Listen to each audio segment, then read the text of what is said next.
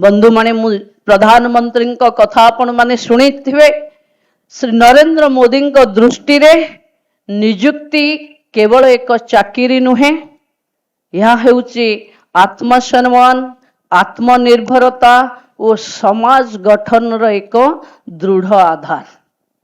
आमे समस्ते जो स्वप्न नहीं काम करुचे, आम ओडिशा विकसित हब, आम गाँ विकसित हब, विकसित भारत 11 वर्ष पूर्वर आम ओडिशा को आमे विकसित करिबा।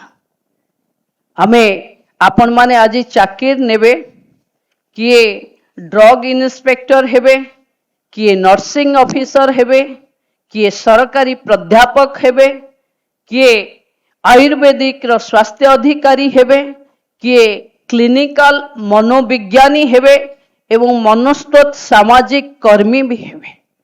बंधु माने आमे समस्ते मिसिले गोटे सरकार रो टीम, माननीय मुख्यमंत्री गोटे टीम भावे आमे लोकंक सेवा करिवा पई निजको प्रस्तुत करिवा दरकार। मु भाबुछि माननीय मुख्यमंत्री नेतृत्व रे आपण माने ही सठिक बाहक हेबे, जो माने एक विकसित ओडिशा को चलेबा बा लोकंक सेवा करिवार एक प्रमुख भूमिका नेबे। बंधु माने शासन व्यवस्था बहुत बदली, जोठी देशर प्रधानमंत्री लोकंक सेवक बोली कहि सारिलेनी, सेठी आपण आमे आउ कहार कोन स्थिति अछि? आमे समस्ते लोकंक टिकस पैसा रे लोकंक मंगल करिवा पई लोकंकर जगुआल हिसाब रे काम करिवा। मु आशा रखुची आपण मानकर सफल सशक्त योगदान ओडिशा सरकार को आहुरी लोकप्रिय करैबारे सक्षम हबो।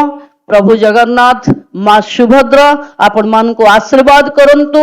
आपण माने जो आशा नहीं, जो आकांक्षा नहीं, आज नुआ नियुक्ति पाइबे, आपण को परिवार जंती आपण को अपेक्षा करिछि नियुक्तिर, सरकार रे आपण को ताठू अधिक लोक आपण को अपेक्षा करिसंती आपण को सेवार।